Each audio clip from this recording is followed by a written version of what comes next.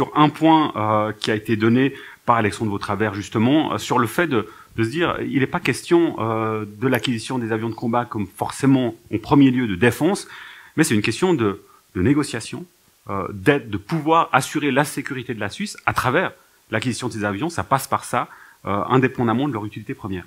Alors, la sécurité de la Suisse, bien sûr, on y tient, et ça fait partie d'un droit c'est un droit fondamental, mais on est conscient qu'une police de l'air est indispensable. Seulement 90% des missions de police de l'air, et même celles qui viennent d'être décrites par M. de Goumoin, sont finalement des missions non pas hot, mais tout à fait light, et peuvent être réalisées par des avions légers, même si on a eu l'argument inverse, puisqu'ils sont beaucoup plus rapides au décollage. Et puis là, il avait la chance d'être tout de suite prêt sur place. Donc c'est comme s'il était un avion léger, il a pu partir tout de suite, alors que théoriquement, il aurait eu 15 minutes au sol avant de partir. Et puis vraiment, on a besoin d'avions, mais on a besoin d'un mix, et presque tous les pays au monde commencent à faire un mix entre des avions légers qui assurent la police du ciel et des avions de combat qui ont comme terme combat. Donc c'est bien dans le sens-là que les FA-18 sont nécessaires et qu'ils devront être remplacés aussi peut-être par d'autres avions de combat ultérieurement, mais on peut les prolonger très très longtemps si on limite leur action à seulement 10% des actions au lieu de 100%. Un mot, Brigitte Crotta, sur ce qui a été dit sur la position de la gauche, donc vraiment sur l'aspect politique. Ce qu'il nous dit, c'est qu'on a une campagne politique avec un discours et des positions de la gauche en l'occurrence, et puis ce qu'on pourrait appeler une réelle politique. Ici, c'était le Conseil des États, où effectivement la gauche a reconnu et allé dans ce sens-là d'une défense plutôt traditionnelle qui inclut des armements lourds. C'est vrai, et puis je ne peux que le déplorer. Je ne me souviens pas de ce... Je ne suis pas au Conseil des États, donc je n'ai pas connaissance effectivement du vote de tous, mais visiblement, il a raison.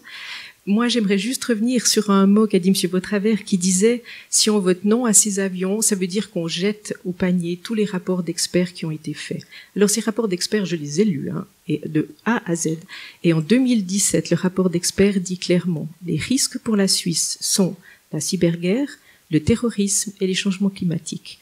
Une guerre traditionnelle n'est quasiment pas imaginable. » Ils le disent en ces termes. Ensuite vient un deuxième rapport qui dit « mais si on parlait d'une guerre traditionnelle, quels seraient les moyens qu'on devrait y mettre ?» Et là, il y a un deuxième rapport qui dit « eh bien, on aurait 3 scénarios. Un scénario où on choisirait des avions légers pour faire la police du ciel et quelques avions de combat. Ou bien un scénario un peu mixte, moitié-moitié. Ou alors le scénario catastrophe, parce qu'on s'attend à la 3e guerre mondiale, et c'est bien ce que nous a décrit M. Vautravers, elle est à nos portes. Et là, c'était 40 avions de combat. Et ces experts, franchement, si on les pousse dans une direction, ils vont effectivement, mais là, ils ont donné 3 options sur un scénario improbable, et on choisit le scénario le plus cher.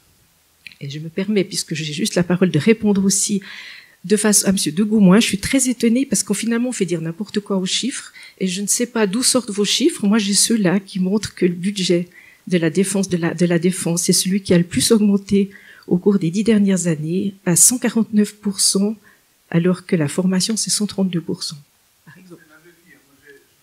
Alors moi j'ai les chiffres du budget fédéral. Voilà. Bien, précision a été donnée. On vous expliquerait lors du cocktail sur les éléments, le comment, du pourquoi.